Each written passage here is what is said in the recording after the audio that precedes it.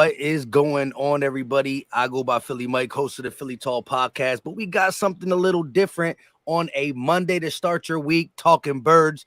We got 3 plus me great Eagle content creators on here. So I'm going to let everybody introduce themselves real quick, just in case you don't know who the person to the left, to the right, below is. There's no one to my left. There's only to my right. Anyways, we'll start with my guy beside me. Philly, what's up? What's going on? Yeah, it's Joe Castro, Philly the podcast. Excited to talk some birds. Excited to, I'm just excited for the season to start, to be honest. I'm glad to take some conversation off of Twitter. So let's do it. Well, I am Jimmy Smith from On the Road to Victory. For anybody who does not follow, just here to spread some Eagles love. And I think we can all agree with what Joe said right there. I'm ready to talk some birds. Heck yeah, I'm fired up. I'm Josh Davis. For those that don't know, cover the Philly Special show on YouTube and also at the PHI Special on Twitter. And yeah, man, I'm excited. I cannot wait to hear Joe's take on Quez. We were talking about that before the show. Let's get into that, but so much more to cover. Yeah, I think we can actually start with Quez because some of the trending topics, I don't think national media is really talking about Quez as much as Eagle fans. So the national topics is, or not national, but the main thing is we signed Nolan Smith. We got some good news on Jordan Davis, but Quez Watkins was on the team first. Let's talk about him first. So this whole thing you got, I think it's pretty split down the middle as it pertains to, you got some people who think Quez needs to prove it, but they want to see it. Then you got the people who believe in him, and then you got the people who said 3 years, although one really shouldn't count, is enough. And it's basically not what he did as a rookie because we didn't expect much. John Hightower got picked over him, and it's a whole different coaching staff being Doug Peterson, Nick Sirianni, right? It's mainly last year, the drops, the main drop, a fumble, but just the lack of consistency in this offense. So we'll let Joe break it down. Give me your Quez take and just everything you expect this year and just, the whole back and forth. Yeah, no, I mean, I expect him to ball out there. I mean, but ball out is relative, right? And that's what I was trying to kind of express. I didn't realize by saying that, Quez Watkins was looking good this offseason, it would shake the beehive that much. But ball out is relative. He's like the 4th, 5th option on this offense. I understand the moments. I get that. And those moments are going to stick with us, right? But we can look at the Super Bowl and we can look at a lot of moments that really probably lost us that game. There was a lot of things that lost us that game. The fact that we were that close at the end is applaudable in my opinion. But I know that Quez Watkins to me is low-hanging fruit. And that's where I think Eagles fans are losing me. It's that I get that, yes, he had some issues. There were some mistakes made.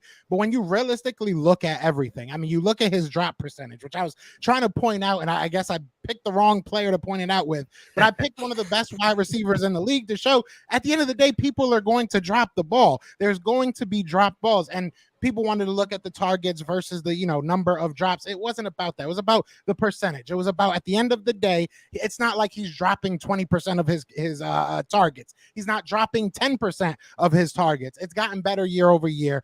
I don't think that the Quez, and I don't even want to say hate, but the Quez impatience, I think that's the best way of putting it. The Quez impatience, I don't think that it's fair. I really don't, because you're looking at a team that, yes, if you want to take out his rookie year, that was probably the closest he got to being a real, number 2, I guess.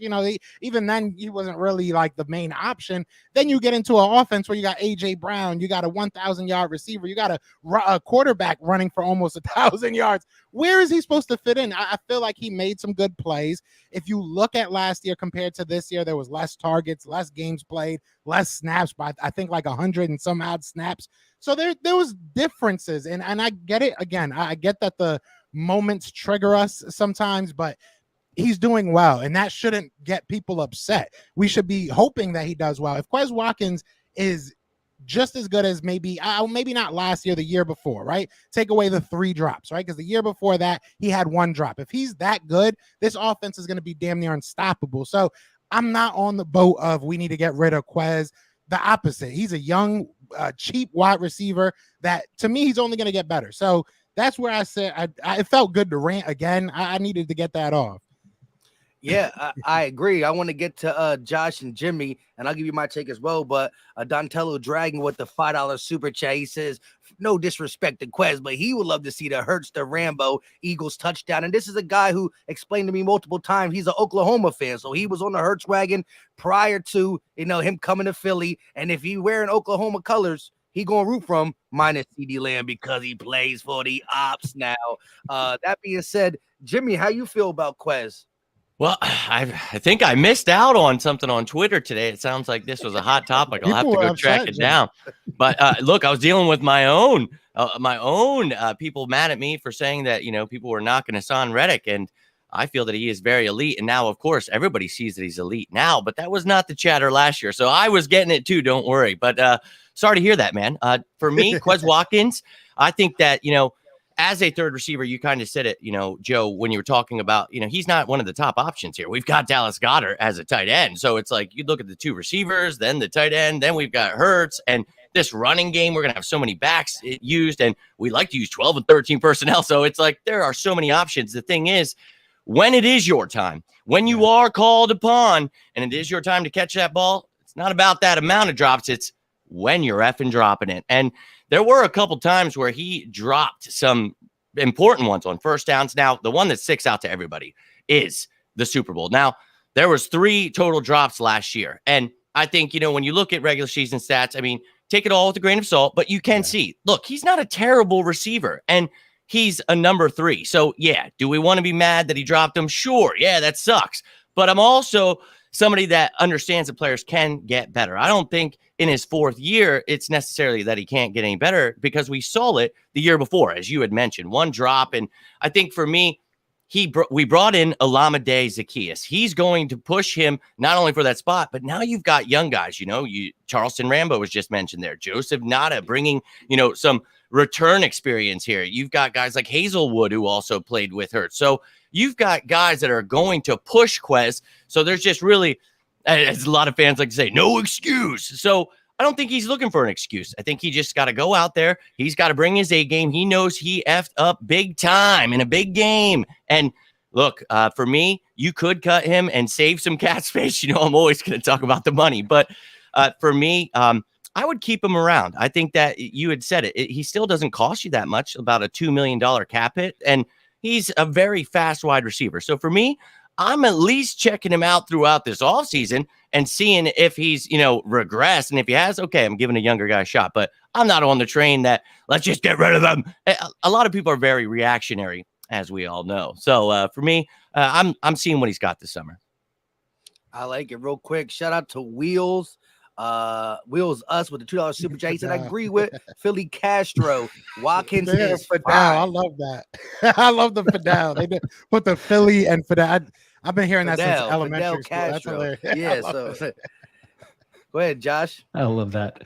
Yeah, no, I mean, I agree with Jimmy. Like, it's hard to not get reactionary sometimes. But let's be honest. Like, whenever I go back, the first thing that I think of when I think of Quez is the Super Bowl. Like, that's the drop, right? So, like, it's easy to look at the percentages. Although, to be honest, Joe, I gotta admit, like, I appreciate the stat there, because when you shared that earlier today, I was like, oh, okay, you know what? That makes me backpedal a little bit to think it's about, or it's the same percentage, compared to I guess a top echelon receiver, because we see it all the time and say, oh, well, Quez Watkins just drops the ball every time, but he doesn't get as many opportunities. So where an upper echelon receiver may drop the ball, well, guess what? He's going to get the ball thrown to him another 10 times during the game. Well, Quez may not. That may be his only one of 2 options or one of 2 targets during the entire game. And so I don't know. It's hard to see, but I'm with you guys, because it's like Quez, to me, there's still too much potential, right? Because he came in as a 6th round draft pick.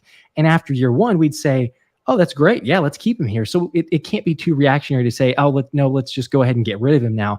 And if we're being honest, like Nick Sirianni's also said, he's like, he's our guy. He's our number 3. Like, he is going to be the guy. Howie Roseman has said no one's down on Quez in the building. Obviously, we know it blew up whenever the llama was signed, and Quez goes off on Philly Twitter and saying like he's going to shut everyone's mouth but that's great. You know what? Use that as motivation. Like, I want to see him do that, because if he's the wide receiver 3 and he has a great season, then yeah, he shut everyone up. And I want that motivation. But apparently, I guess, Joe, you're saying or seeing that maybe he's looking a little bit better this offseason. There's that stimulation to actually play a little bit better. So I don't know. I'm curious to know where the insight's coming from there. I know it's just a couple voluntary practices, but I'm all for it. If he ends up being wide receiver 3, he could take the top off the defense.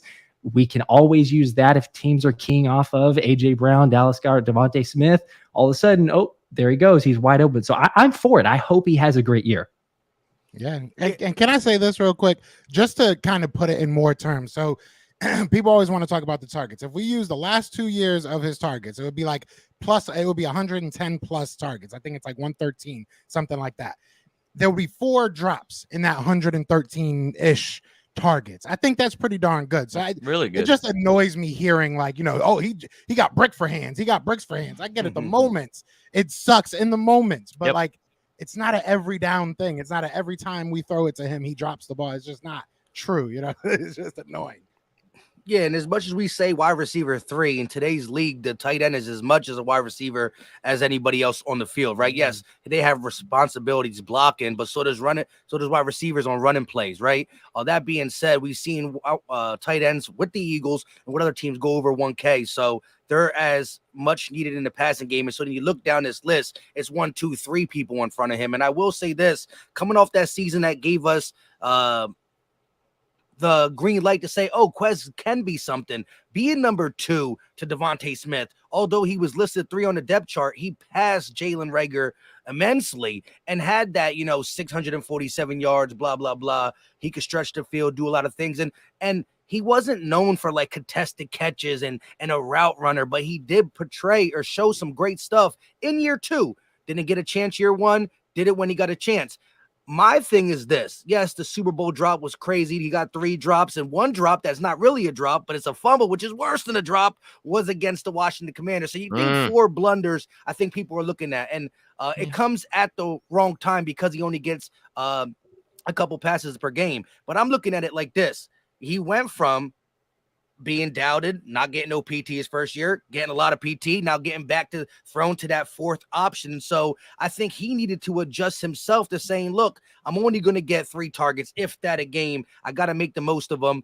And so I'm willing to at least give a guy who's worth $2 million, who runs 4.3 speed, who owned his play in the Super Bowl and at times this season, the benefit of the doubt, because he did have to adjust to a different style of play, playing alongside these other wide receivers. So it does take time. And so I'm willing to give him that. And I agree with the people who came at me. Well, Goddard was out for 4 games. He could, it is what it is. At the end of the day, he went from a 2nd option to a 3rd or 4th option. You know what I mean? So I think that takes time too. And when we're really nitpicking that guy that's only going to catch the ball a couple times, yes, in playoff games, it really, really matters. But I think this team is overall talented enough to figured it out. And right now we're in May, where we only got shorts and sleeves out there catching the ball and running routes. So the coaching staff is going to do what's best. If we start hearing the reports that it's starting to go sideways, that's why we gotta great and pout for Oz, right? We got Oz, we got some undrafted guys in here who couldn't maybe take Quez's job, but for now it's his job to lose in my eyes. You know what I mean? I know the Super Bowl hurts, but once we start out 3-0, I think we won't remember the Super Bowl as much when we're 3-0 and in first place at the NFC. You know what I mean? Right. I'll never forget that Super Bowl. I'm actually drinking. You shut your mouth. We're trying to be positive here. I got one of the Eagles tears milk things. Get that out of here. You got that. Get it out of here. It's tears of victory, tears of joy. You know what I'm saying? We're going to repurpose it this year. I got the same one too, Joe. I got it. I was like, all right, I got to see what this is about. Then all of a sudden I get the bottom. I'm like, all right, I got to repurpose this too. So that's my plan. Yeah, as soon as we win it. Why not? Why not? We'll be back. It'd Maybe be a pee bottle for me. That's exactly what it would be. Yeah. Mike, I like what you said there, dude. It reminded me of something, and this is hilarious because one of my biggest whiffs ever, Jalen Reagor, was excited about this young man. Now, I didn't really want to pass on Justin Jefferson, but Jalen Reagor wanted to believe in him, right? One of the things I talked about in his college career was having a not decent quarterback. He had Max Duggan the last year there, years before. So for me, was it concentration? Was it, oh my God, I'm never getting the ball when I finally do? Holy shit, I gotta catch it. And then you just end up dropping it. So I like what you said there, having to adjust to a different role, and maybe just the lights were shining a different way for him, so I just kind of made me remember that, man. So I think you hit the nail on the head with that. Yeah. And again, owning it, right? Like not hiding from it. Now, yeah, he did get a little cocky on Twitter on some, I'm going to make y'all regret it and stuff like that. But just saying one thing like that and then being quiet and letting your play prove it, I like that. I like a little bit of animosity. I don't like how Rager went about it, right? Delete this, delete that, do this, do that.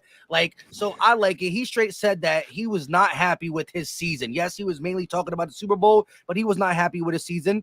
And as we're going to say, it wasn't as bad as people would make it sound like he was called like we were in a Super Bowl. So, I mean, he obviously didn't do nothing that bad throughout the whole season. But I think we're going to see, and he now got the fire lit underneath him. Whatever was needed, I think it's going to push him. We're going to see who Quez is in the next couple months.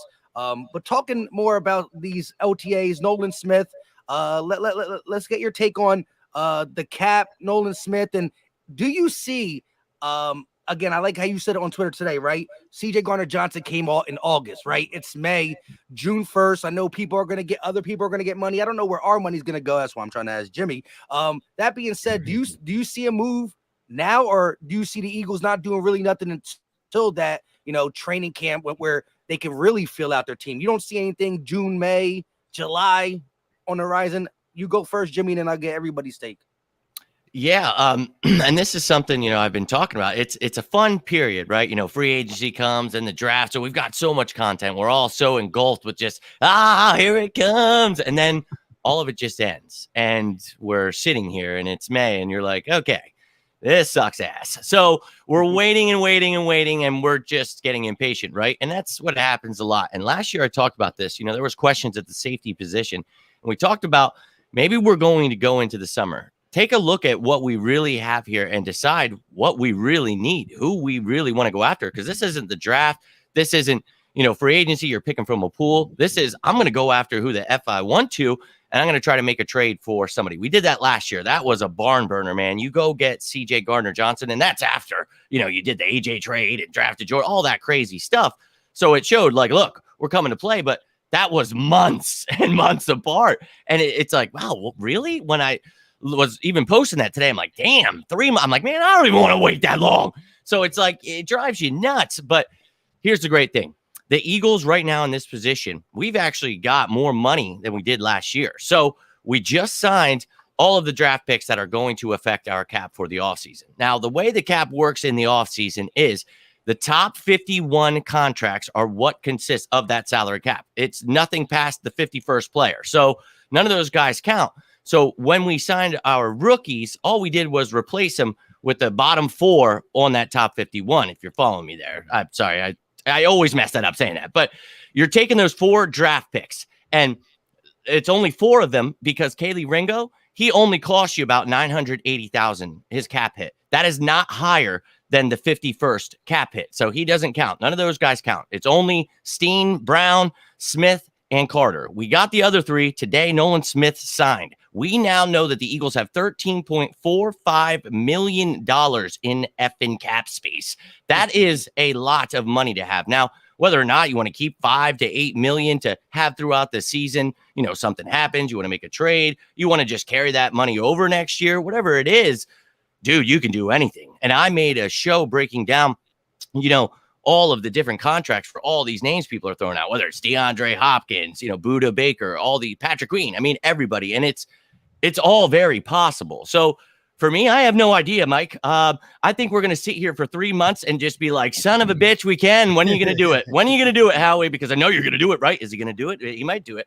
That's going to be me. That's going to be my brain for the next 3 months. And I think there is going to be something. I think this roster is beautiful, man. I went through each position, and if we started today, I'd feel comfortable. Sure, there are some positions that aren't as strong as the others, but I feel good about some of the young guys we have at safety, linebacker. And I know those are questionable positions, but man, you don't have to have any effing questions if you go get a Buda Baker, a Patrick Queen to solidify those positions, allow a guy like Nakobe Dean and Morrow be the depth piece. I think that would, holy shit. Now, safety, I'd like to have Buda, but man, I was very adamant about the Eagles drafting Sidney Brown. I think Terrell Edmonds, Brown, Blankenship provide a really great trio, but Buda Baker's pretty awesome. So that's one I'm really always torn about because it means less playing time for the guys I really like. But dude, I'm golden. But Mike, I'm telling you, man, I do kind of feel something's in the air. I think that Howie is working his magic. And one of the things you had asked, in your question was, do we have to wait? And I think the reason that that does happen is they do want to see what they've got going on right now in the shorts and shirts. They're going to,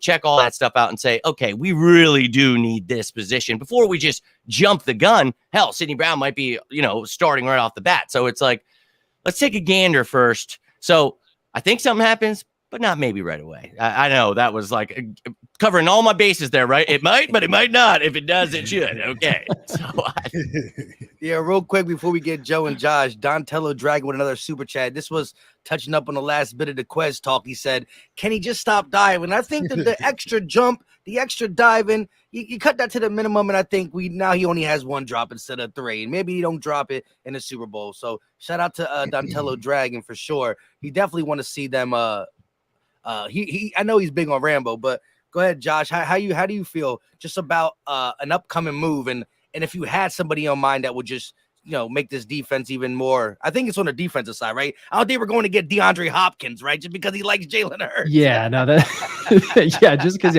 Although, come on, like how great is that he doesn't? You remember he did not mention Dak Prescott. He didn't give anywhere close to it. So that was the best thing to me. But yes, the fact that he wants to play with Jalen Hurts, who doesn't, quite honestly, and I love that it speaks to what this team is about, and that any free agent is saying like, oh yeah, the Eagles, like, sure, yeah, I'd love to play with them, because of course you would. You've got Jalen Hurts as the leader, and look at this team. Like, look at how he's assembled. So I don't know. I mean, I agree with Jimmy. I think we're going to have to wait a little bit. I mean, remember last season, it was like August 30th, whenever GJ came over. So like, and that was a total shock surprise of like, oh, maybe we're not going to get any, all of a sudden, there you go. There's Howie again, working his magic. So it wouldn't surprise me if, right before the season starts, there's a signing. And I agree with Jimmy also, it makes a lot of sense where you don't know what you don't know until you know it. And so you're going to training camp to figure out like what these guys are all about.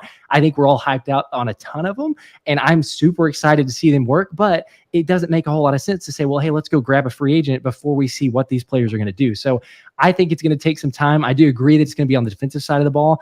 I don't know though, man. Like if I'm going to say out of any position, maybe linebacker, because quite honestly, I really believe in all the other players. I know you could say like maybe a hole in safety spot, or do you go get a depth piece somewhere else? But like, I like the D-line. I think there's some great storylines there of potential players. I know we get into Jordan Davis later, but like the depth there, I want to see some players make some jumps this next season. Derek Barnett, apparently, according to Slay, is going to go off this year. So I'm all for that if that actually happens and he doesn't penalize himself all the time. But like, I want to see this team. So maybe linebacker, a guy like Patrick Queen.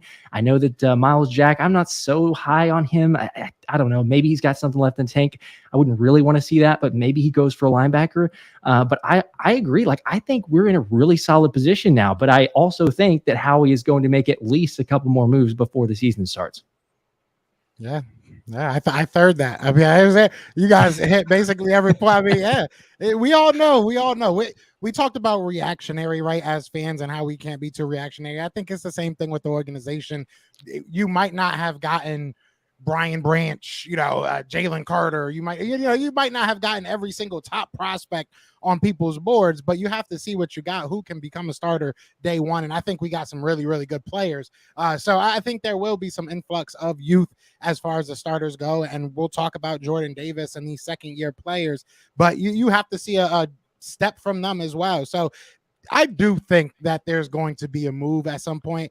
If I had to narrow it down, I think it's going to probably be somewhere on that defensive line, to be 100% honest with you, because while everywhere else, yes, there could be an upgrade at linebacker, there could be an upgrade at safety. That's definitely in the cards. Something that I know we love is our defensive line. And I know that there's still some guys that are out there that could possibly help us, whether they be veterans or otherwise. So I wouldn't be surprised if the Eagles said, let's get another, edge. Let's get another guy that can come into this team and just rotate for us. So it'll be interesting. I don't think that, I think it'll be a surprise, but I don't think it'll be a surprise because it's Howie. At the same time, it's like, yeah, we knew he was going to do something at some point. But no, I think that, yeah, we'll probably have to wait and, enjoy our 3 months of not knowing what the heck's going to happen. But I'm excited either way. I think you guys all said it. This team is really good.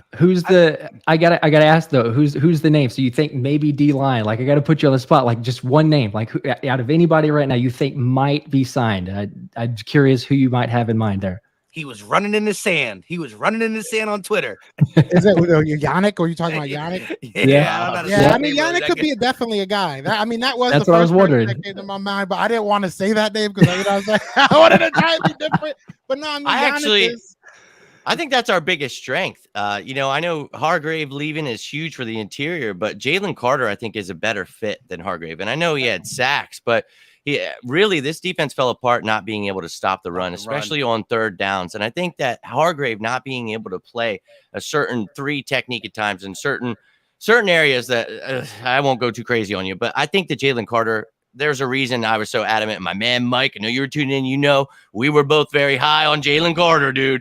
How much just perfection it is having him here. But Jordan Davis stepping it up, playing that nose tackle. Milton Williams getting a chance to now step in, bringing Cox back, having Marlon Tuipulotu come back from injury. Moro Ojomo brought in. I think interior-wise, I'm very excited. And edge-wise, 70 sacks last season. I really think we can beat it this season. We've got all the guys back, but you added Nolan Smith. And I think, getting Derek Barnett back as DN3, DN4, you're going to see this defensive line eat souls. But, Joe, not to say that I'm not against adding some depth there, but to me, that is our greatest strength. And I think we're going to eat souls this year. Well, you saw it last year when Derek Barnett did go down. They went right to the trade market. So they might do it prior to anything happening, maybe just as some insurance. But you're right, especially about the Nolan Smith. I don't know why I didn't even think of that. But you're 100%. Yeah, this team is an amazing spot. I just didn't know if you meant interior or exterior. I was just trying to get out of you which one you thought was the weakness there. More so, for me, I think more so edge. And it's not. I can see what you mean. It's not. I see what you mean. Weakness, but more so just. You never have enough pass rushers. Stack it up. That's Howie's motto. Yeah, I'm with you. Hell yeah. I'm with it. If they're cheap and they want to come win a Super Bowl, let's go. Come in, get that rotation. And, people were mad Brandon Graham wasn't starting last year. It's like the dude had 12 sacks, man. He did better with limited reps. So bring in one of those old heads. Make him part of the rotation. I'm all for it, man. And you see, right? Yeah, I know both Jordan Davis and Marlon T went down, right? But I don't think it was necessary to get exactly 2, but how he was like, I'll get 2 for the price of 1 when it went Linval and Ndamukong, right? And 2 different, right? Like Ndamukong Suh can rush the passer. Linval is really, your guy who wants to stop the run. And, you might see them sitting around come August and maybe want to come back for a Super Bowl contention. Now, their asses ain't doing camp, bro. I mean, they come back like mid-season. Do we just go ahead and put Suh with an asterisk saying he's part of the roster now? Because he's basically said it, right? Like he's wanted to be here. But the only thing I would say though is right now, look at the D tackle position, right? We like Mojo, and I say it like that because I can't pronounce it. And somebody in the chat last time said Mojo, so I like it, right? I get twisted. You look at him and as a sleeper, right? Ray Dininger said I was gonna be a sleeper pick for the Eagles, blah blah blah. But now Katavius Street was a legit rotation player in the Saints defense. And the one thing the Saints do, similar to the Eagles, they always have a good defensive line. So if you're telling me he got vital minutes on the Saints D-line, I think he can push for vital minutes here. So now you're talking about Jalen Carter, Jordan Davis, Fletch, right? You're talking about Milton Williams, who grew last year 4 sacks, right? He could play a little outside too. That's why I think that if we're pretty deep on the outside too, because you send him out there a little bit. But now you're going just that. That's 4. And then you got to go Katavius Street, Marlon T, who had a sack and was big for us stopping around a little bit. And then you got Mojo. So look, I don't see us having 70 tackles on a roster. So, maybe a practice squad thing. But like as much as we like Mojo and Marlon T and Katavius Street, 1 or 2 of them might not be on the initial. They're 53, definitely not going to be, because we like to keep our offensive linemen if we're going to stack on a position. So that's all interesting. But real quick, shout out to I don't ever if I'm saying it right or not, but he dropped a $20. If we were watching the game, I would have to take a shot, but we don't do that in the offseason. But he did say we're set up for so much success in the future, Mike. Those kidneys better be ready. And yes, I'm not drinking as much Crown during the offseason. It's the liver. It's the liver. It's the liver. But trust me. Y'all just be gentle with me. You know what I mean? But there was a super chat up here, and again, shout out to my guy P with the $20. You already know. Kurt Adkins with a $10 super chat. Any concerns about the right guard position before we talk about big old Jordan Davis making massive progress? Like I thought he was good last year. So what is the definition of massive in shorts, or is it his stamina? Is it blah, blah, blah? We'll get to that. Let's talk about the right guard position. How do y'all feel? Steen, Jurgens, what's y'all take on it? Dude, I'll just tell you right off the bat. So Tyler Steen, I knew of him at Alabama, but I did not go in depth this offseason because I was like, what am I looking at a left tackle for? Like, we might in later rounds, but I thought this kid, maybe he'll go in the second, third rounds. There's no way the Eagles are taking a left tackle. Now, you got to always keep in mind versatility, right, of these offensive linemen. So I probably studied about 30 to 40 pretty in depth, where I was like, all right, this guy's versatile enough where he can play guard and tackle. This guy. Tyler Steen never played guard at Alabama. So I just avoided that altogether. So as soon as we drafted him, I reached out to my source who literally works with the offensive lineman. And I just asked him straight up, tell me about Tyler Steen. Should I be excited? Have you heard anything? And he said, Jeff Stoutland effing loves this kid and thinks he could be the next Brandon Brooks. I said, well, that's all I ever needed to hear. And literally, I put, holy fuck. I was like, are you kidding me? And he said he loves the kid, his size, his athleticism, everything that he wants in a right guard. I was like, oh, so we're just going to try. And he said he is literally saying that this kid could be by week 1 starting at right guard. And I was like, holy shit. So that was the one pick I was really like, what? Now, Tanner McKee, of course, he was going to draft a random quarterback, but I was just like, wait, what? And so I'm thrilled about him, but I honestly had no idea before that. But coming from that source, he's the one who told me that Sue was coming and Bradbury and all those things for that. That's that guy that works with Lane every day and all that. And holy shit. So I'm excited. Yeah, I think we got a good at the end of the day, I don't understand the real notion of Jurgens playing guard. Like, I never really thought that was possible. I mean, it might have happened, but I just didn't think it was ever really I thought they were gonna address that guard position at some point. I'm not gonna sit here and act like I know who Tyler Steen is. I'm not gonna act like I knew who Tyler Steen was when I was out there at the combine and try to meet all the guys. He wasn't even there. So I'm gonna be 100% real with you there. But I mean, hey, I'm excited to see what he becomes if Stoutland, and that was the story that I've been seeing, is that Stoutland loved the guy and they handpicked the guy. So I'm with it. I'm always with it. If Stoutland likes it, I love it. That's been my motto for the past 10 years, and it's worked for me. So hey, if Stoutland's with it, I'm with it. That's like, if he wants me to play center, if he thinks I can do it, I will. My skinny ass at right guard.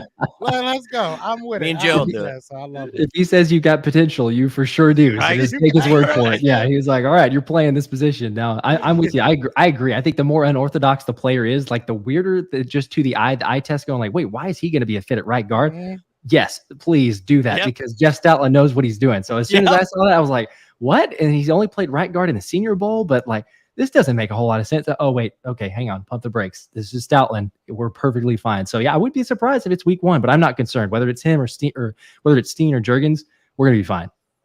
Well, Josh, what do you think about the, and this ain't much, and Kelsey is not Stoutland, right? Stoutland's going to get the ultimate say because, we ain't going, he should get a percentage of the Philadelphia Eagles profits. You know what I mean? We're not letting him go anytime soon. Yeah. That being said, Kelsey has some big words. Like Kelsey's probably not familiar with Steen, but he did have a whole year with Cam Jurgens, and he spoke about, Jurgens getting a legit opportunity to fight for that right guard spot because, Landon Dickerson was supposed to be our center. You know what I mean? Isaiah Malu could play center, right? So I think that whoever plays right guard, when you look to his right, he got Lane Johnson. When you look to his left, he got Jason Kelsey. I think they're going to be able to help out, and you're in a good spot, to say the least. But what is your take on, like, do you favor Steen right now just off the love from Stoutland, or Kelsey gave some love to some Jurgens? I know he really did. You're right. And I did a show on it where it's like, I mean, what's Jason gonna say, right? I mean, like, he's in a press conference, they're asking him about another play. He's not gonna knock anyone, right? And he also handpicked or just about handpicked Jurgens anyway. So like that's his guy. But he still said, like, hey, if I had gone down or whatever, Jurgens would have been fine. He's like, he would have played at a very high level at center. So he's basically saying, like, that dude's ready. He's got a crazy work ethic. He's incredibly strong, especially for his size. So again, he's saying all the right things. That's his guy there. But I don't know. I feel like as of today, it's Cam Jurgens' job to lose because, again, he's been around the system. He's more familiar. But at the same time, I'll say it won't surprise me if by week 1, it's like, oh, wait a minute, Steen has played himself into the starting right guard spot. But as of today, like I say, the more familiarity, he knows Kelsey. There's also the cadence there. And I mean, to your point, whoever's in that spot's going to be, quote unquote, protected because they're 2 Hall of Famers on each side. But as of today, yeah, if you made me pick, I'd say probably it's Jurgens' job to lose. I like it. Shout out to David V. Bob with the $10 super chat. What's the plan with Devin Allen? I never knew a 28-year-old rookie type player to get as much love as Devin Allen, but we gonna talk about it. They can't let him just sit again this year. Must use that speed somehow. The speed is definitely there. What y'all take on the possibility of finally using the Olympic gold medalist in some fashion? When was the last time he's played football? Wasn't it like a while ago? He hasn't returned a kick in 10 years, and people keep asking me if he That's can. what I'm saying. This man hasn't played Someone football said in the a smartest grip. thing the Eagles could do in the Super Bowl was put Devin Allen back as return man, and I wanted to jump out of this window right here. Really, Hasn't Jimmy? returned in 10 years. Yep. Hey, Best bro, Are you idea. serious? I think Devin Allen was brought here, and this might sound like, churlish or facetious, but I realistically think he was brought here to go win those track meets and give a little bit of good PR to the Eagles. I could be 100% wrong about this. I don't see him doing anything for this team, and I hope he does. God bless him. I mean, he's a good dude from everything I hear about, like looking through his past and everything. He seems like a really good person, but like, I just kind of think it was kind of a publicity stunt. But I could be wrong. I could be honest. I mean, yeah, hopefully so. Are you serious, Jimmy? I thought the way it worked is you just play. It's exactly like Madden. You Like find the guy Madden, with right? the fastest Exactly. speed, and they're going to be the best kick returner. Like that's all you need. So Bro, it drove me nuts last year. I was like, dude, I thought in the offseason we could give him a shot there. Like, hey, I know we only did it 8 times in college 10 years ago, but let's try something with him, right? We didn't. So that meant they didn't like him that much. But in the Super Bowl, the biggest game of the year, let's bring him up from the practice squad and put him back there. Greatest idea I've ever heard, possibly. Wasn't terrible. Brain Covey wasn't terrible. Can we like? No, I like Britton Covey as a punt returner. Yeah, We need a kick returner. I don't think that's something we could trade for. Yeah, I would we say could this, definitely upgrade. A kick returner. A punt returner. I get I'm good. nervous every time Covey gets hit, though, and credit him for not fumbling. But every time he gets hit, it's like it doesn't look legal. Like a legal hit looks illegal on him just because. And he gets up and you see him in his TikTok. I'm hoping he beefs up, Mike. That's big. But look, he didn't fumble none, and he had that one spurt where the man was returning a couple nice ones. I do think as much as we get on Covey, the kick, the blocking can be better at times too, right? Definitely. No ifs, ands, or buts. But like the punting again, can be better. If we're gonna mess with the Devin Allen stuff, you gotta try it in joint practice. You gotta try it in preseason. And again, a guy who I think deserves to touch the ball. We talked about him to open up. Man, Quez Watkins, that's like every listen, if you're fair catching it, you're catching it, right? Well, you better not fumble one of them, or then he's really up out of here. Because that's the worst thing. When your defense gets off the field and you see a 50-yard punt and then it goes right back to them. I can't stand that. That's like the worst. Yeah. So you definitely don't want to see that. But I would like to see, with all these UDFA wide receivers, I would like to see them mix and match around this training camp portion and just get somebody who can flip the field, right? It's electric to see a guy just return something. Double M with the $2 super chat. What would it take to trade for Myles Garrett or Joey Bosa? A lot of drugs to the GMs of both of those teams, first off. But lots of picks and lots of money. That's hilarious. Yeah. I don't think anybody's trading those guys. We got, but here's the thing. We got our Joey Bosa and Myles Garrett, because if you look at it again, Hassan Reddick has been in the league for blah blah blah many years, right? But once he was allowed to just be that, now we dropped him back a couple times, no ifs, ands, or buts about it. But once he started focusing more on the pass rush, in the last 3 years, there's nobody. I mean, he's top 3 in sacks and pressures and this and the third, and he's just getting started with the Eagles. He come home after having double-digit sacks out there in ugly team land. He comes to his home team and drops a 16-piece. You know what I mean? So we got our version. Myles Garrett, great player. Bosa, great player. But we got two Reddicks because we got Sweat don't on the forget other about side. Nolan Smith. Yeah, And then let's Nolan not Smith forget behind Sweat. Reddick. Yeah, Exactly. for sure.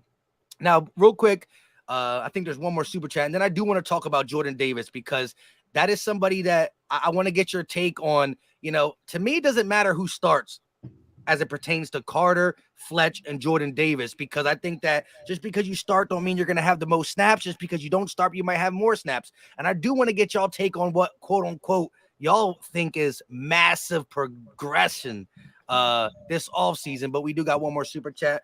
Marley Q with the $5 banger. He said, if you had to guess on a possible trap game on the Eagles schedule, what team do you pick? That is an interesting one.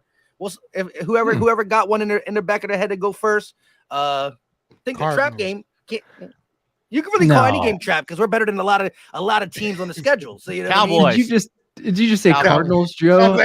That's like towards the end of Cardinals. the year. We might not even need to start anybody. They're gonna get their ass beat. Yeah, we probably. Joe, we could be Jonathan undefeated Gannon at is that not point. We're leaving gonna that go out there stadium with, alive. Yeah.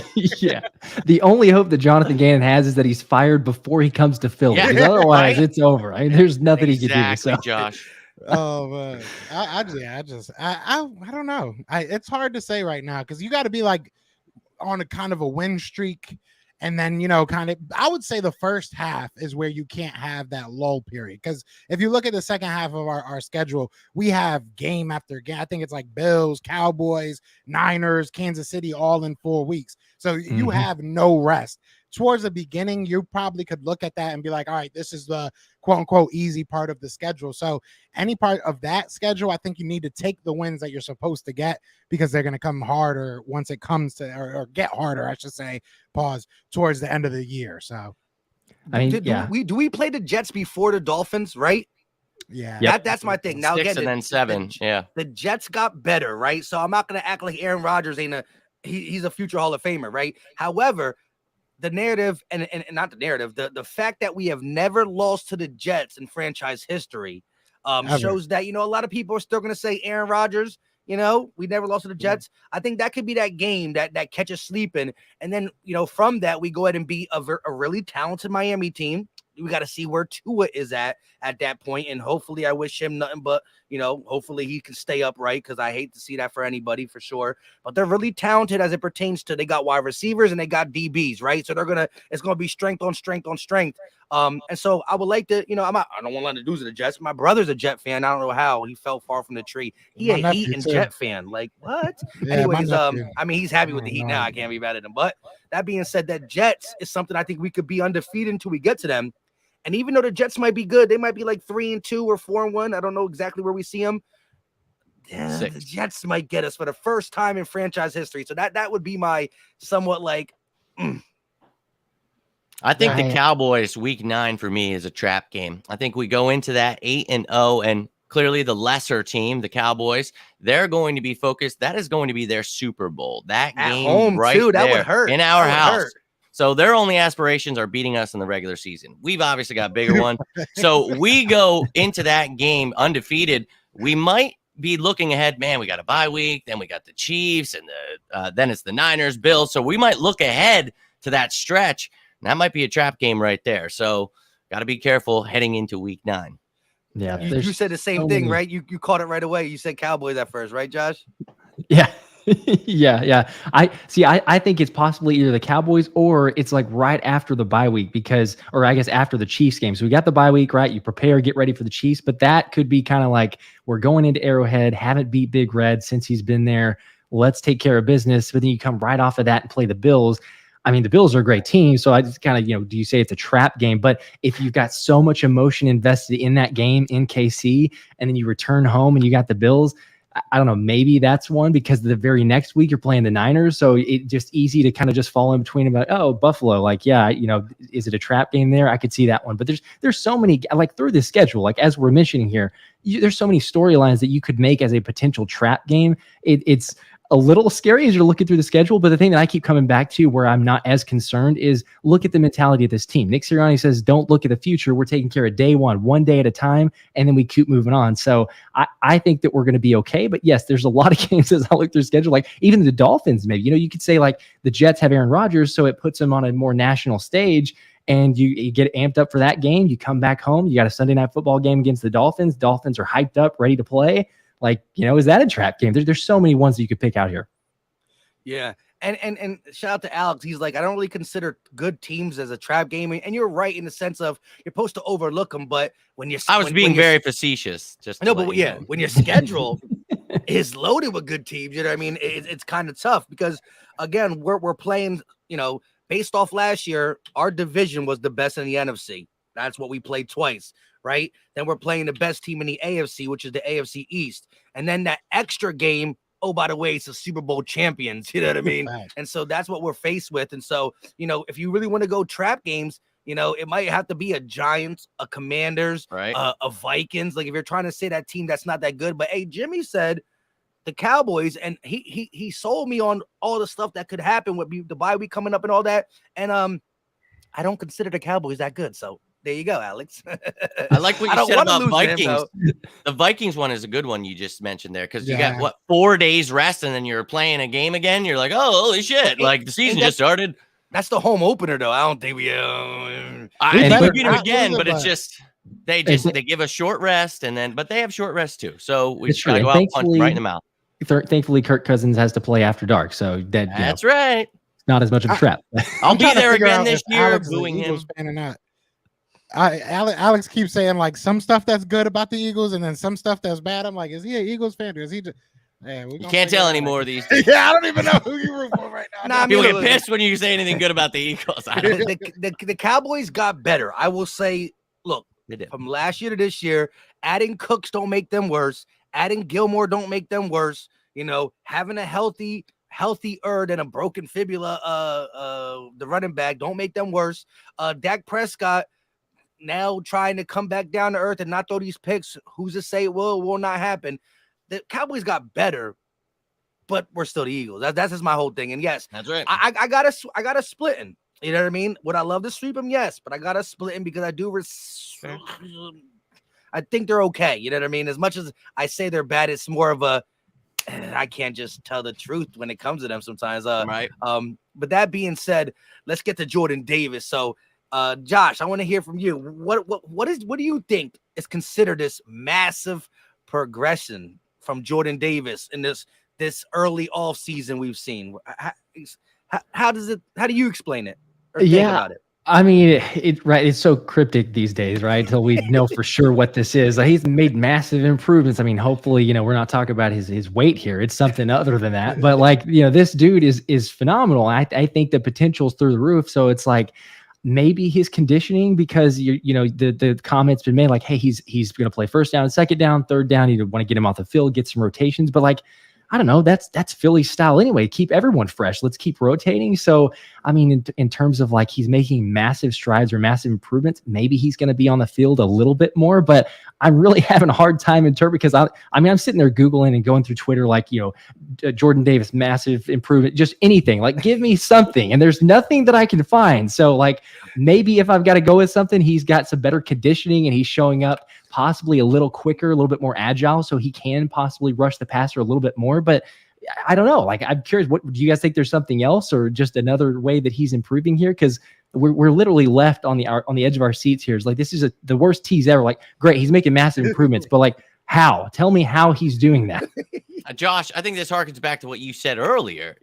What are they supposed to say? Like when you asked Jason Kelsey about Cam Jurgens, like whoever said this about Jordan Davis, like, oh yeah, he's doing great here. He's looking good. Like, okay, I'm with you. I read the same thing and I'm like, well, what do you mean? Like, is he losing, gaining? Is he where are you at here with what he's doing? And there's nothing. So for me, I think everything's just going as it was supposed to, and he is developing as a second-year player. And exactly what Josh said there. Yeah, how about it? And as Josh said here, he's not going to need to be. I keep hearing he's not going to be 3 down. It's like, well, what lineman do we have that does that? Because I can assure you, we rotate all the time, and his specific role is that nose tackle. He is the zero shade, one technique, 2-gap monster. He will eat your soul. That is what he is for. I don't care if he doesn't have sacks on the stat sheet. That's not how it works. He allows everyone else to feast. And when you see Jalen Carter eating souls, you can thank Jordan Davis later this year. So I think he's going right on schedule. And I just think that he's probably the things that we talked about. He's going to learn a lot from Sue, a lot from Joseph, already learning from Cox and everyone in the building that was here, Hargrave, all those guys. So now he's got an offseason to put it together. I think they're all just bearing witness as to why the Eagles traded up for Jordan Davis. I like that, Joe. Yeah, my phone. All right, can you hear me? My bad. My mic just cut out real quick. Nah, you're good. You're back. All right. No, yeah. I mean, who the heck knows what it is? I give a little bit of context. They could have said something along those lines. To me, this is what I'm going with. I think that he maybe beat Nick Sirianni in one-on-one basketball game. Maybe that's where the improvement came. I mean, at this point, it could be anything, right? So I love it. Maybe he had one less plate at the buffet line. I mean, who knows? But I'm glad that Jordan Davis is alive and well. I really don't know. It's like I don't know what else. The ankle looks right. Yeah, the ankle's exactly back to right. 100%. There you go. I will say this though. I think that the addition and this is kind of reading tea leaves, but I think the addition of his friends and his former teammates is gonna boost him. I think that it allows him to be even more so who he was, right? Like last year when he came into the situation, it was like, okay, be yourself.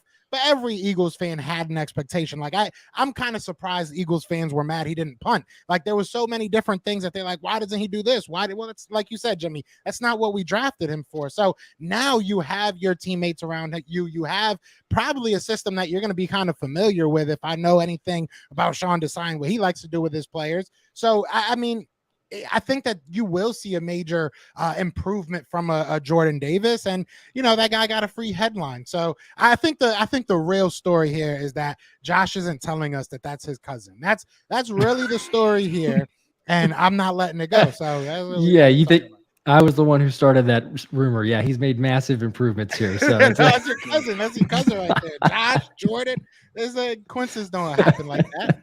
Exactly. Real quick, shout out to Dontello Dragon with another $2 super chat. He said, love the chemistry of the panel. Run it back again. We definitely will get this thing going again sooner rather than later, especially in them real dry months, and we just want to chop it up with you guys in the chat. Y'all inspire us to take different routes in the conversation as well.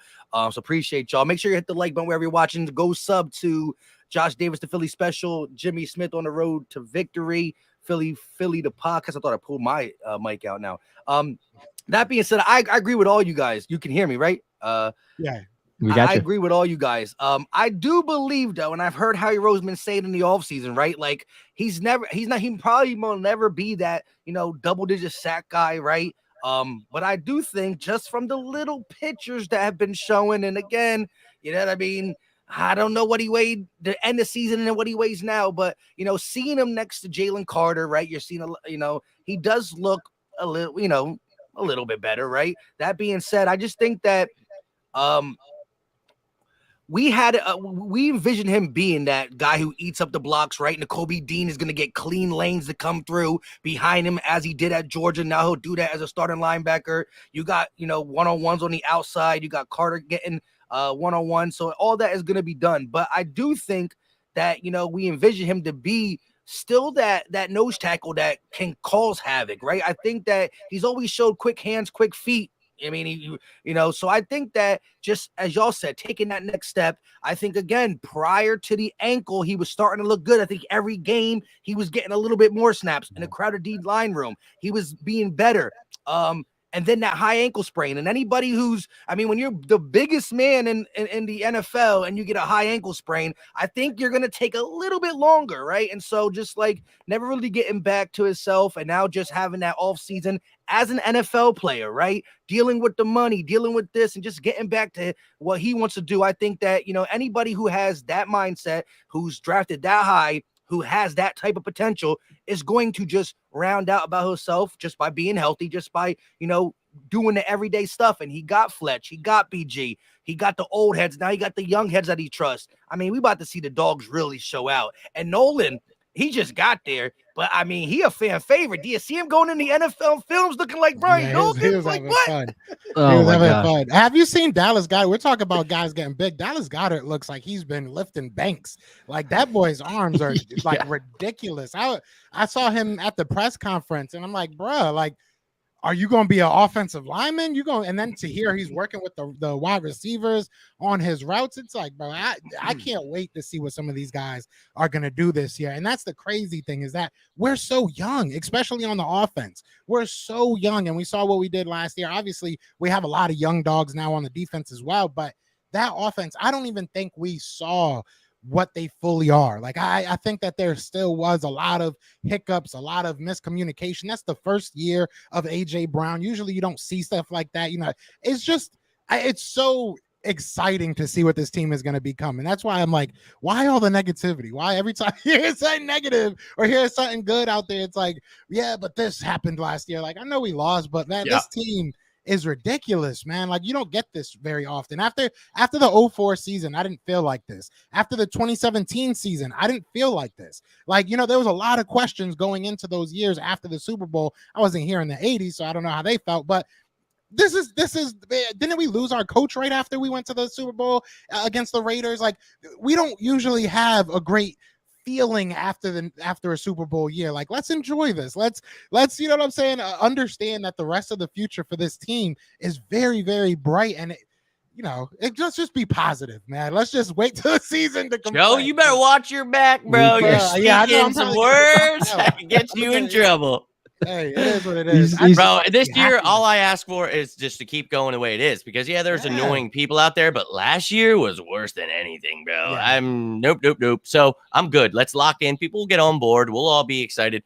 I'm telling you, this is a dynasty being built here. And I think that people really have to understand that Jalen Hurts is the future of the NFL, but he's our quarterback. So yeah, it's going to upset them. They're going to keep creating whatever narratives they need to get through, but this is very bad for them. We have Howie Roseman at the helm, creating a team around Jalen Hurts, and look at all the other pieces we already have. So say your prayers, opposing NFL teams, because this is our league now. Yeah, and the crazy thing is, like, Jalen Hurts is still 24, so it's like, if we get Jalen Hurts equal to last year, I'm great, but what if he's better? You know what I mean? Yeah. What if he's better? That's right. If our run game, stays the same, cool. What if it's better? You know what I mean? If Could be. the wide receivers now again are together, we not going fake wood. It's about staying healthy, right? Like, there's still so much potential for this offense and defense, and the word better is a real reality for a lot of these groups and sides of the ball. Again, Jonathan Gannon, Desai, right? I think they are very similar, but the little nitpicking we have, I think we'll agree more of a Desai Ray. You know what I mean? In the sense of, like, I seen him put Khalil Mack and Robert Quinn on the same side. Do we have players like that? Yeah, we do. Both Nolan Smith and Hassan Reddick. So you're not going to see it much. You'll see it spread out. But I just think that, and again, it's just a press conference, but he sold me a little bit when he talked about feeling the defense, and things like that. Yeah. Gotta wait and see. But you get Brian Johnson, who, every other OC, every other quarterback coach gets credit for when their quarterback comes out and has a great season, right? Why ain't he getting the credit? So now you got him, who helped develop Jalen Hurts, who knew him since he was dang near 3 or 4 years old, who was in the offensive meeting rooms, going to help elevate this offense. And we've seen where we went wrong. We know where we were strong. And so it's not like, the downfall was really, really talked about as if, listen, I like Marcus Epps, I like TJ Edwards, I like these guys, but these all were undrafted rookie free agents. They were on the roster behind guys they couldn't beat out, right? Like, we had to move Avonte Maddox to safety because Marcus Epps couldn't play, right? We had TJ Edwards behind guys like Nathan Gary and Alex Singleton, who's doing pretty good in Denver now, right? And I'm not discrediting them, but, like, the Eagles know who they have behind these guys, and when they feel comfortable so far in the last 5 to 7 years, they've been able to come up and do what we need to do. And so I just think that our roster's pretty darn good now, and it's only May.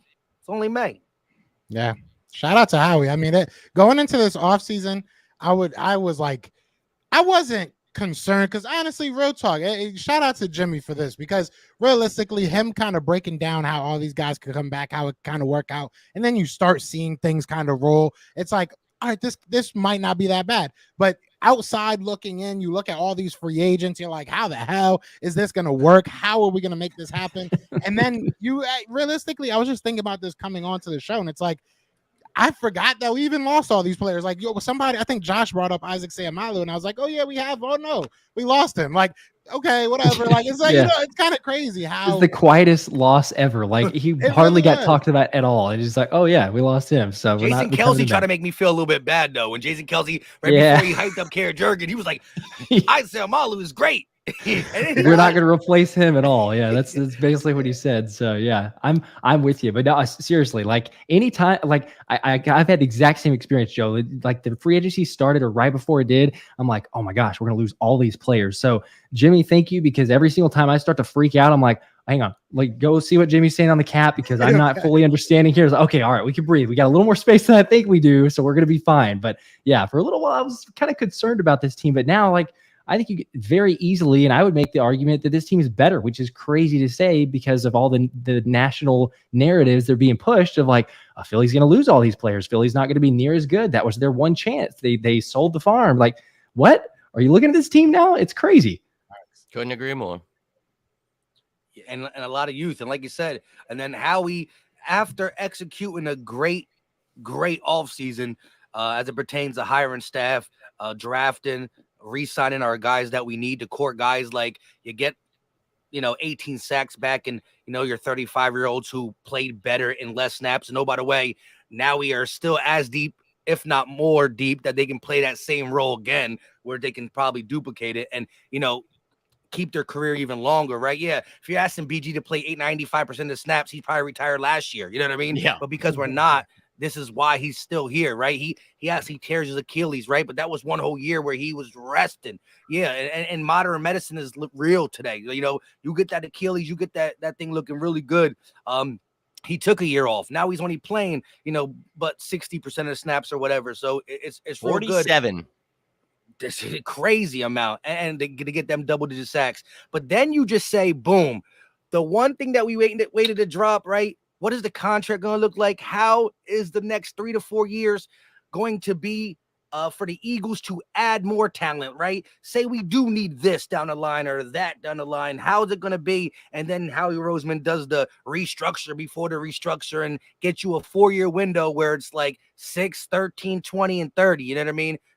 Yeah, that's all opportunities to continue to build this roster Howie Roseman style. And as we started this thing out with, right, I think, we don't know when. Will we get somebody May, June, July, August? We'll be surprised. We're not going to be surprised if it happens. I think we're going to be surprised if nothing happens, just the way Howie Roseman has done these things in the last couple years. But shout out to Jung Money real quick, $2 super chat. What percent do you think will be run and pass of our offense coming in this upcoming season? Go ahead. Whoever wants to go on that note.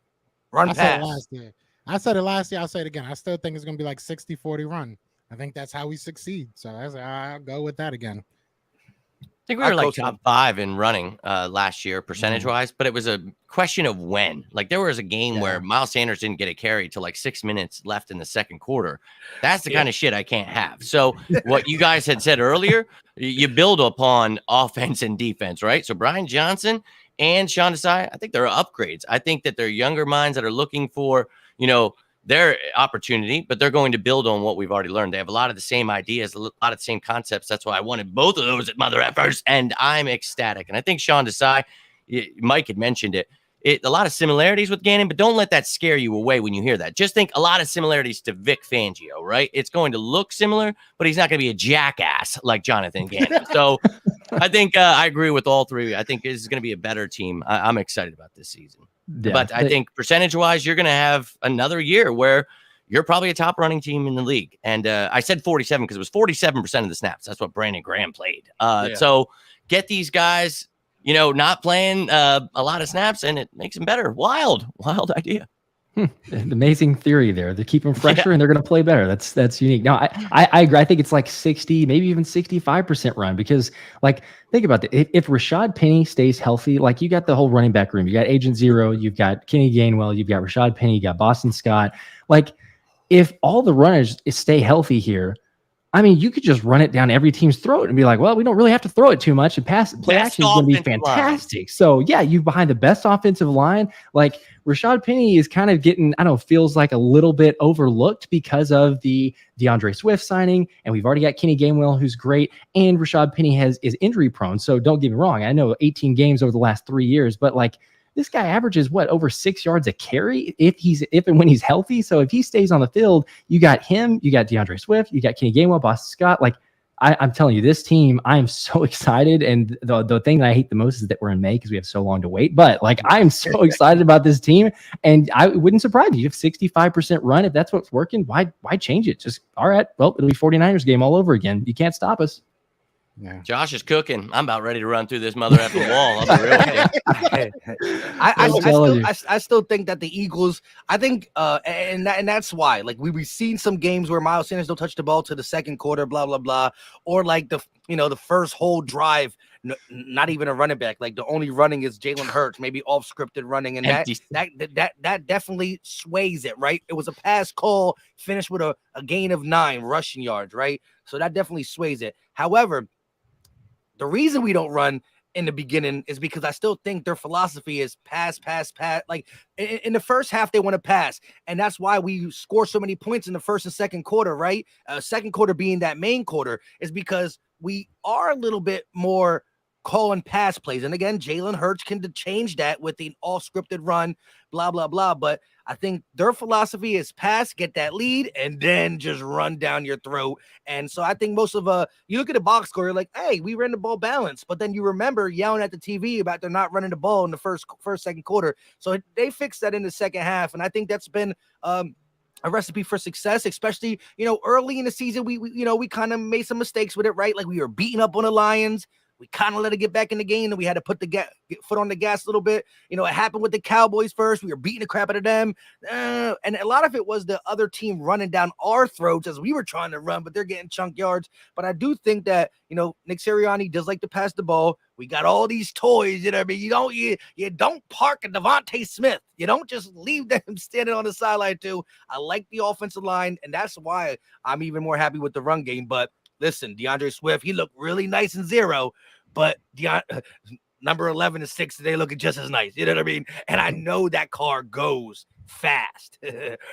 Hungry dogs run fast. So I still think a nice mixture. But shout out to Lane and them guys the first year of Nick Sirianni, because, we were super pass happy, and Lane was like, yo, just run behind us. And that's when it all changed.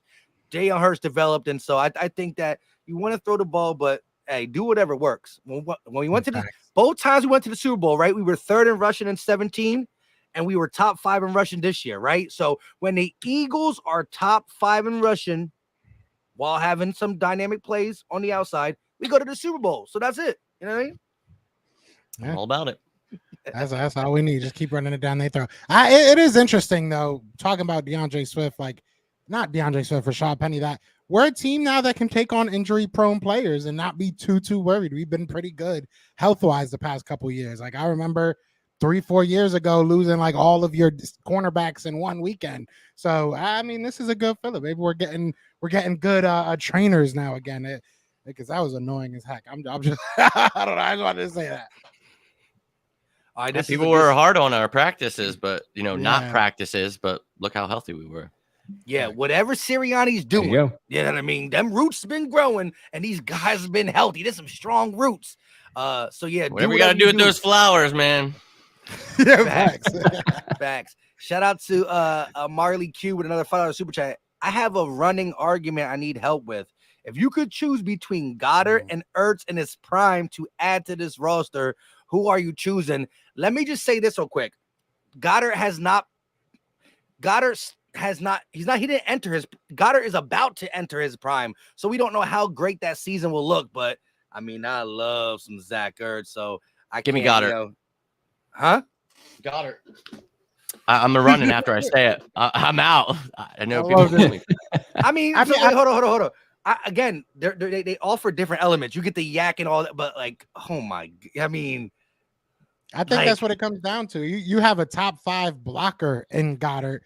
Yeah, I don't think you've ever had a top 10 blocker in Zach Ertz. Zach Ertz was an amazing pass catcher, and he was he was like people are gonna hate that I say this, but to me, he was like a flashy Jason Witten, but just didn't give you the actual like blocking. And he would never because Jason Witten never broke tackles. He was there at the first down marker and he caught the ball. That's what he did. But Jason Witten was a better blocker. But either way, I think that what you get out of a Zach Ertz was amazing, and it obviously won us a Super Bowl, and he'll forever be loved for that. But what Dallas Goedert can become, and realistically, what Dallas Goedert already is realistically more of a all-around player than I think Zach Ertz ever was. But I love Zach Ertz to death, so I'll take Zach Ertz after saying let me he said I love God, but let me take it. Let me just went all the way around that. I definitely want to hear Josh too, but here's my thing. Yes, Goddard is 100% a better blocker, right? And he can run with the ball more, right? When the ball is in his hand, he's more dangerous with it, right? But sometimes the ball don't get into his hand. Sometimes the ball goes through the hand, right? I will say this, right? I think you said it earlier or something like what about Goddard? Goddard drop some passes. Goddard was playing hacky sack with the ball right to the Washington Commander, right? That being said, we were third in rushing when Zach Ertz was the main tight end. So as much as we want to criticize his blocking, we were still able to run the ball when Zach Ertz was out there. And Zach Ertz out of 12 personnel. I was just going to say that was not on Zach. I love Zach. We have receivers now. We have receivers now. Correct. We have receivers. That's. I mean, I just gotta go Zach Ertz just off the G. My mind tells me Goddard, but my heart tells me Ertz. Look, I love Ertz, and I said it to be funny and run, but I mean it because I love Zach Ertz. But to me, he's that F-type tight end. He's your receiving guy. You're gonna put him out there in the slot, do things with him as a receiver because he has so much talent, and I love him. Will always be one of my favorites. His jersey's hanging right there. Love the dude. But Dallas Goedert, what Joe said, he's not, or maybe it was Mike. He's not even in his prime. So for me, this kid, he needs to work on his hands. Mike, you hit the nail on the head there. One of the problems is some drops at times that I do not like. But, dude, the fact that he is your prototypical wide tight end, you put him on the line and you don't worry about what's going to happen because he's actually going to be a force. You don't have to just throw him there as a decoy. He's really going to block. So, but the love helping us win a Super Bowl, I feel like I'm almost like cheating by saying Dallas Goedert because I love Zach Ertz so much, man. But I think on this roster, she said on this roster. So for me, we don't need a receiving type tight end. What I need is a blocking type tight end. So that's why I went with Goddard on this one. But I totally understand why you're going with Ertz. Well, yeah, go ahead, Josh. I'm gonna even this thing up too. And I was getting ready to take off and run as well. But no, I love Ertz also. I'll go ahead and say that. But I feel like, much like what Jimmy just said and what you guys have been alluding to, I think Goddard is more dynamic, and I think Ertz would be the more reliable player. Receiver, because you know what you're going to get from a day in, day out, week in and week out. Goddard sometimes where is he on the field? What's going on? And then all of a sudden he makes these crazy plays. Now, granted, he's had injury issues and things like that, but I agree. If we're asking about this offense, wholeheartedly, Goddard is the player that fits with this scheme for a number of reasons that Jimmy just said. So just to piggyback off of that, that's who I would go with. But again, don't get me wrong. Don't hate on me here. I love Ertz. I love what he did for this team. He's fantastic. But today, if you made me pick, I would take Goddard. It's a great question. Goddard's like Brent Selleck meets Zach Ertz. Just the perfect. There you go. That's a great one of the two players. I like it. And we will say this though. I look to see more HB screens in this upcoming season, but the only person, I think the person who probably led our team in screens was we were throwing them screens at Goddard every game. That's why he at one time he was top 5 in wide receivers for yards after the catch and number 1 for tight ends because that Dallas Goddard screen was no joke. You couldn't do that with Zach Ertz, but I agree.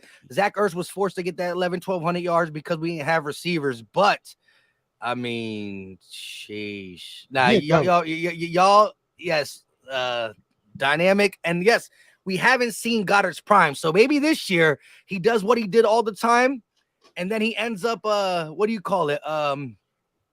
not dropping the easy ones, and Goddard might go off. Goddard was on pace to get a K this year before the injury too. Yeah. As Josh talked about, he's been nicked up, right? Don't go to no bars talking trash. We don't need you. You know, Oh getting my rocked, God. you know, Please don't do that.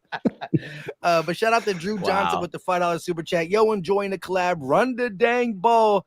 I want to Eagles let you know why content. he's saying that. That's your because, thing. dude. I was going to say it, and I was literally going to say if my man Drew were in here, and look at that, you son of a bitch. Big shout out to you, Drew. Appreciate you, bro. Jimmy, I need you to be like, if I'm ever like looking for a tutor, I don't care if you even know about the subject. I need you to be my tutor because you would actually keep me hype about whatever subject it is. Like, Bro, in high school, that was me. Yeah, Like, people were like, why are you of all people, why do you have to be smart? Because, like, I'm not going to make anything normal, dude. Like, we're going to be partying while we're teaching your ass a little something, something. And we're going to do the same in my adult life, my man. So whatever you need. I love it. Yo, and thank you for you guys sharing the love. I really appreciate the kind words. Look, doing my best out here, and you guys all bring your own flavor and awesome stuff. And being asked to come on these things, it means the world to me. Like, I truly love chopping it up with you guys. So thank you for just letting me be a part of this.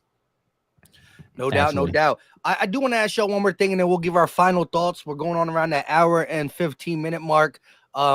Sip-offs, like I see Be More Careful asked about Matt Ariza, like what possibly bringing him in, but we got that, what's it called? Legatron dude, what's his name? Ty Zentner. So do you see him possibly knocking out Aaron Sip-offs? Do you see, I mean, early in Sip-off's career, we were giving him the nickname too, right? Sip Goat or Sip God or Sip whatever.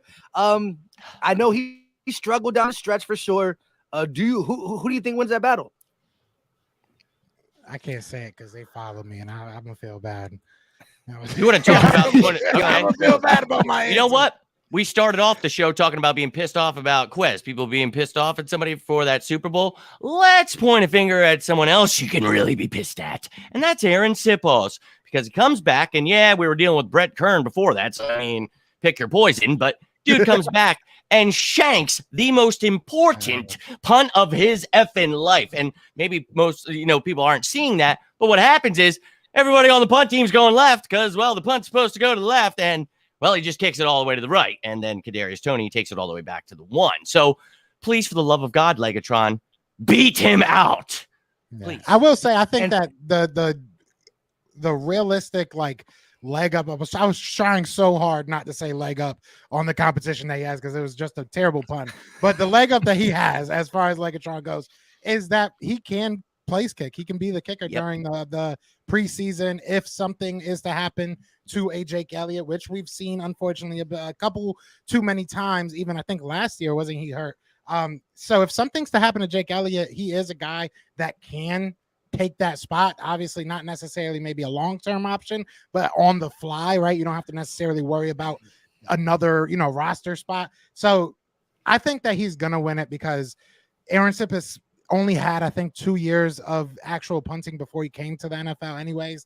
It is what it is. Punters and kickers, they don't get, development time. Like either you're good or you're not. And I love the guy. I've had him on the show. His family's awesome and everything, but yeah, he's probably not gonna be here. Probably not gonna be here. I said. And again, not only as you said, we're running to this side, he kicks it to the other side, and that was the one field that you don't want to be. You don't want to have to, be at your top speed and have to shift field, right? Just to shift field to him, just to have to shift back quickly because then he took it that way. It was just ridiculous for sure.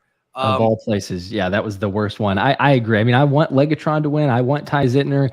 He was the #1 in college football with hang time last year. So, I mean, that's another thing. You kick it up there to lead up there a long time, get a lot of fair catches. To me, the best thing in football, whenever your team is punting, is like fair catch. Great. Nothing else can happen because I'm terrified every single time. And obviously with the punt issues that we had, like, oh, there goes the returner. Like, what's going to happen here? Obviously, on the biggest stage, too, that made it worse. But, yeah, I'm hopeful that Legatron can. The question is, like, it's not always the best of, like, get a boomer, a guy that just launches it down the field. So, I don't know, coffin corner, like, can he place the ball really well, like, at will? And maybe that's the battle that we're going to have. But I'm all for it because, to me, it's like you can't really have much worse. You can't do much worse. So let's get an upgrade here. Let's get Legatron. Yeah, and you're as much as you want a boomer, but you want that guy that can get it inside the 10, inside the 5 sometimes because, your offense stutters for a little bit. You're kicking from that ugly range of like you're 43, where you're not cross midfield. You don't really want to go for it, even though Nick Sirianni might still go for it. But you kick it, and it's the difference of the guy starts at inside the 5. Let's call it the 4-yard line, and then they throw a 20-yard pass. Okay, they're only at the 24, but you start at the 20, 25-yard line. You throw a 24-yard pass or 20-yard pass, you're at the 50. So like that's the difference. And little things like that in football go a long way. People look at my offense is better than my offense, and my defense is good. Special teams comes clutch, and we saw it in the big boy game. Yeah. Because look, at the end of the day, you wouldn't think if I told you before the game that Mahomes don't even throw for 200, you'd have been like, sign me up for that, right? Yeah. Sign me up. But they ran all over us. Yeah. Is this Tippis from Oklahoma? Didn't he go to Oklahoma in college? So we might be saying this for no reason. Didn't he go to? I know he went to Alabama. Didn't he go to Alabama? If I'm not mistaken, he went to. I believe he went from Australia to Alabama. Who, Sippus? Yeah, Sippus. I feel like it was Auburn, wasn't it? Was it? It was either Alabama. It started with an A. So I knew it was in Alabama. So. Shout out to Wheels Us with the $5 Super J. He said, I watch all 4 of your shows. I must have a problem when it comes to the Eagles news. Well, guess what? Problem. There's a reason we're doing this, because we got a problem too. You know what I mean? Because I used to just talk people ears off in person, and they told me to shut up, so I said I'll talk to the camera instead. You know what I mean? My wife's like, she loves me, and like she'll listen to the Eagle stuff for a little bit. You know what I mean? She'll talk to me back, but you know what I mean? They're dying inside. I'm the same. Like, whoa, it's been about a half hour now. Yeah. It's one thing to be, and it is true. Look, shout out to the people. I've had subscribers who've been with the channel I've been doing this for about 3 and some change years, right? Who've been here, and you can see that you got the people that are always here during the season, but some Eagle fans say, okay, it's off season. There's nothing much that can happen. I don't need to care about the rumor here, rumor this, play action or film review this. I'll wait till it gets closer. And you see them come back, but you got the sickos that are in the chat right now that I love to death that are, it's Monday. All we are talking about a massive progression on Jordan Davis, but how? I mean, what? It's massive. And we may or may not make a trade at a time or not a time. Oh, we may have signed a player. Or D-Hop mentions the Eagles as a great organization. You know what I mean? Like, so shout out to the sickos, because we all got a problem. And yeah, we love first you. Thing you hit, I got a problem. We're getting through this together. I wish I could just like take the off season off. I've tried too. That's the funny part. Is this off season? I was like, I'll take a little bit of time here and there. And then people are offering me credentials. So I was like, I guess I'm not taking any time at all. We're just gonna stay doing this all off season. But it's a beautiful problem to have. It's a beautiful problem. I mean, it's a good reason to go to the combine and the draft. Let's just say that. Like, if I could have gotten to go there, that's a pretty cool experience. I told you before, I was living kind of vicariously through you. I'm like, oh my gosh, she's at the combine and the draft there. That's incredible. I love that. I appreciate it, man. Facts. With that being said, we're going to get our closing thoughts out. Whoever wants to go first, just, kind of wrapping up what we talked about in this, hour and 22-minute stream. And definitely let them know where they can find you, although it's right here on the screen. You know what I mean? Definitely type that in and go find these guys. But whoever wants to go first. I keep it short and simple, man. I appreciate y'all having me on as always. I haven't been able to do these roundtables in a while, so it feels good to be back in the element. But big shout out to the 2 guys below us. Like, y'all know who Mike is. We ain't got it, but real talk, like it feels really, really good to have such amazing content creators joining the family. I feel like our family is just expanding, and what Josh does and what Jimmy does is completely different, but amazing in their own way. So shout out to y'all. And once I saw, Mike hit me up and say y'all both was going to be on here, I was excited to chop it up with everybody. So shout out to y'all. I would appreciate everybody, follows me, but definitely go follow them because they are doing some amazing work. Thank you, dude. Appreciate that, man. Look, and I said to you, both of you guys, Joe, Mike, you guys are killing it out there, and it has been a pleasure to get to know you guys the last couple of years. Josh, it was truly a pleasure to get to meet you today. But if you guys aren't following these people, I just don't know what you're doing out here, because like that last comment said, if you're a sicko like us and you sleep, eat, breathe Philadelphia Eagles, well, you're in the right place. But I'm Jimmy Smith. My show is On the Road to Victory. It is on YouTube, Twitter, Facebook, whatever you use. You'll find me. I'm throwing out stuff about the cap and whatever weird stuff that literally only a sicko would be doing on their day off with my time off. Like, oh, what could I be doing? Oh, could I go have fun or do something, and no, I'll sit there and do just hours worth of math. That's where we're at, ladies and gentlemen. Sicko season. But Dale, thank you again, dude, to all of you. You guys are awesome. And thank you to everybody in the chat. Really can't thank you enough for tuning in, and can't wait to do this again. Absolutely. Yeah. Heck yeah. And I appreciate too, you guys. I mean, just echo the same sentiment. Like, it's been a blast. It's crazy. Like, only doing this for like 3 months, but same deal, like I didn't have too many people to talk Eagles with, or at least to the extent that I wanted to. So it's like, all right, let's start a YouTube channel here. Let's see how this is. So I like having fun. If you've seen any of the shows, there's poking a lot of fun, little sarcasm and joking around, but it's all in good fun. I love it, especially this time of year, like we're talking about, like the off season. There's only so much we could talk about, so we have to have a good time with it. But no, I appreciate it. Philly Mike, you just invited me in and chopping up with you guys. Definitely gonna have to do it again. I appreciate it. Yeah. I remember, man, when I started doing this thing, like, sheesh. I always think when I watch an old video, I'm like, I should delete this. You know what I mean? It's just not good for the right. Not good to show people how retarded I look. But you know what I mean? It is what it is. You know what I'm saying? I did literally it was rough. But shout out to the Green Wingman with the final super chat, just showing love to the wonderful cast of characters. And that's what it is. Like, this is the first time that we all worked together, a 4-piece, you know what I mean? And it's definitely different, the 2-man shows, a lot of back and forth, but it's definitely a thing to get used to, just having 4 people, certain takes, trying to get to y'all as much as possible. But shout out to y'all for rocking with us, over 200 in the whole time.